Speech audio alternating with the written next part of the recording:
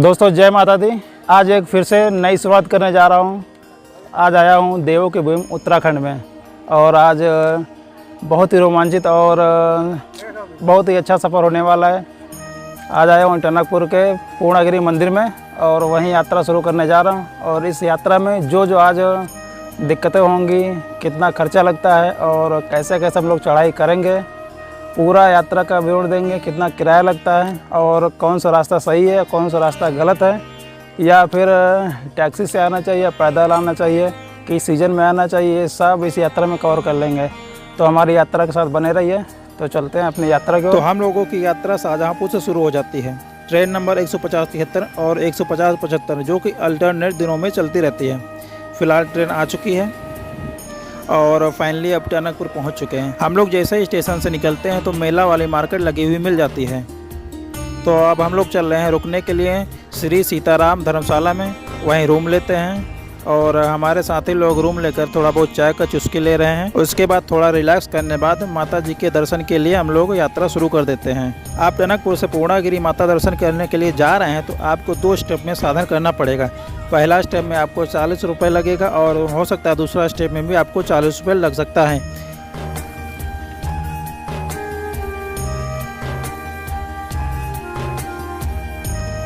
यहाँ से माता जी के दरबार की दूरी लगभग 3 किलोमीटर पड़ सकती है आपको। अब बात करते हैं मंदिर के इतिहास के बारे में। तो यह मंदिर भारत के उत्तराखंड के टनकपुर में अन्नपूर्णा शिखर पर स्थित है। यह स्थान महाकाली की पीठ माना जाता है। पौराणिक कथाओं के अनुसार कहा जाता है कि भगवान शिव की पत्नी सती दक्ष प्रजापति की पुत्री थी।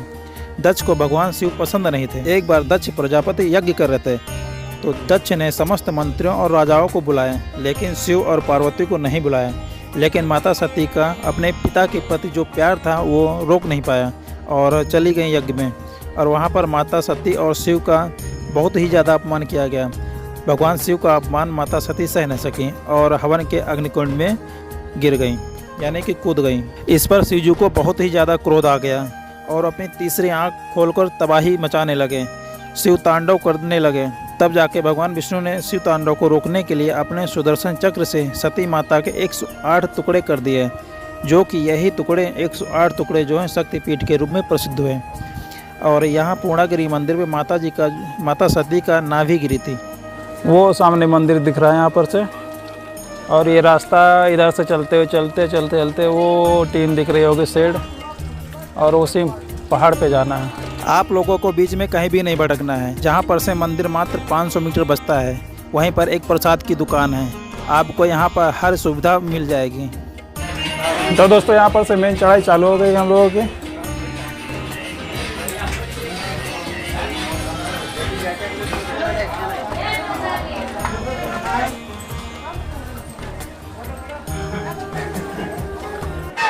तो दोस्तों फाइनली हम लोग मंदिर पहुंच चुके हैं और ये ऊपर मंदिर दिख रहा है। अब बस थोड़ी और चढ़ाई बची हुई है और इस प्रकार चढ़ाई हम लोगों ने पूरी कर लिया है। तो दोस्तों फाइनली हम लोग मंदिर के दरबार आ चुके हैं और यहाँ से थोड़ी दूर बचे हुए दर्शन के लिए, और ऊपर ये मंदिर पहुँच चुके हैं।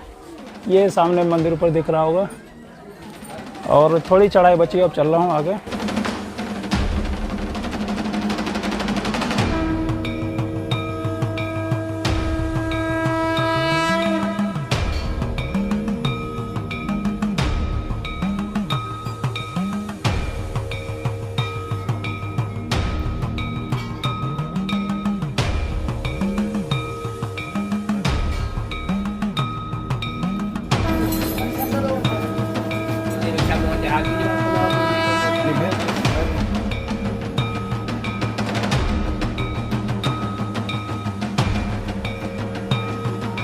कहा जाता है कोई एक सेठ था जो कि पुत्र की प्राप्ति के लिए माता जी से वो मन्नत मांगी थी कि अगर इसको पुत्र प्राप्त हुआ तो सोने का घंटा चढ़ाएगा। माता जी की कृपा से बहुत ही जल्द उसे पुत्र की प्राप्ति हुई।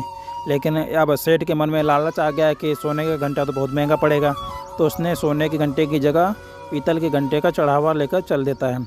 रास्ते में विश्राम करने के लिए जैसे वो घंटे को रखता है तो घंटा दोबारा उठता ही नहीं। क्योंकि माता जी के दर्शन अच्छे से हो गए हैं और हम लोग अब चल रहे हैं, नीचे उतर रहे हैं धीरे धीरे, और उतर के जाएंगे सिद्ध बाबा के दर्शन, क्योंकि पहले माता जी के दर्शन करते हैं उसके बाद सिद्ध बाबा के दर्शन जब तक किए नहीं जाते।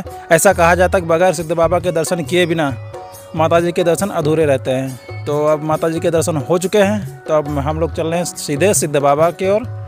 तो दोस्तों, जैसा आप लोग यहाँ माता जी के दर्शन करने आने वाले हैं, तो सबसे पहले आपको टनकपुर रेलवे स्टेशन उतरना पड़ेगा और वहीं से आके आपको 2 स्टेप में गाड़ी पकड़ना पड़ेगा। पहले तो टनकपुर से नीचे एक फर्स्ट स्टेप आएगा, वहाँ भी आपका किराया पड़ेगा 30 से 40 रुपये, और सेकंड जो स्टेप आएगा वहाँ भी ऐसे 30 से 40 रुपये किराया ले लेते हैं, और तब जाके आप यहाँ पर आ पाएंगे। और फिर कुछ दूर आगे पैदल चढ़ाई करनी पड़ेगी। और यहाँ पर अगर टनकपुर आ रहे हैं, सबसे बेस्ट जो रुकने का प्लेस है आई थिंक वो है पंचमुखी धर्मशाला और श्री सीताराम धर्मशाला। यहाँ रुकने का बहुत ही अच्छा साधन है, और यहीं से आपको गाड़ी लेने आ जाएंगे दर्शन के लिए माता जी के। और फिर लौटते समय भैरवनाथ मंदिर के दर्शन करते हुए। हमको लग रहा है पुष्पराज मूवी की शूटिंग यहीं पर हुई थी क्या। तो हम लोग अब जा रहे हैं शारदा नदी होते हुए सिद्ध बाबा के दर्शन करने, और ये है शारदा नदी। और टनकपुर से शारदा नदी जो बैराज पड़ता है वहाँ तक का ई रिक्शा जो है मात्र 10 रुपये लेता है। और आप लोग भी देख लीजिए शारदा नदी बैराज का कितना तेज़ी से पानी बह रहा है। और यह रहा शारदा नदी बैराज के ऊपर से लिए गए कुछ सुनहरे पल, जो कि आप लोग देख ही रहे हैं, कितना प्यारा व्यू लग रहा है। और यह जो नीचे सड़क दिखाई दे रही है, यहीं पर से बाइक वाले आपको सिद्ध बाबा के लिए छोड़ देंगे। 10 रुपये किराया लगेगा मात्र।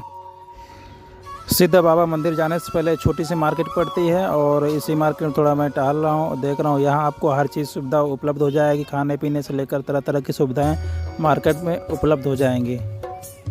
तो हम लोग फाइनली सिद्ध बाबा यानी कि ब्रह्मदेव मंदिर पहुंच चुके हैं। यहाँ का इतिहास कुछ इस प्रकार है। लोग कहते हैं कि सिद्ध बाबा यानी ब्रह्मदेव जो माता पूर्णा देवी के परम भक्त थे, वफादार सच्चे भक्त थे। तो एक दिन माता जी श्रृंगार कर रही थी, तो ये ब्रह्मदेव अचानक उनके कमरे में या उनके श्रृंगार जहाँ कर रहे थे एकदम से पहुँच जाते हैं। इस पर माता जी को गुस्सा आ जाता है, तो उन्होंने ब्रह्मदेव के कई टुकड़े कर देते हैं, जो कि शारदा नदी के उस पार यानी कि नेपाल में गिर जाते हैं। तो माता जी के इस अचानक अपने व्यवहार पर पछतावा होता है। तो फिर माता जी ने ब्रह्मदेव को आशीर्वाद देते हैं कि जो भी मेरे दर्शन करने आएगा, उसके बाद आपका दर्शन नहीं करेगा, जो उसके दर्शन अधूरे रहेंगे, उसी की जो मनोकामना पूरी नहीं होगी। और यहाँ के जो मंदिर का दृश्य है, जो वातावरण है, बहुत ही शांत माहौल वाला है और काफ़ी छायादार है। आप यहाँ पर आकर कुछ देर रिलैक्स भी कर सकते हैं।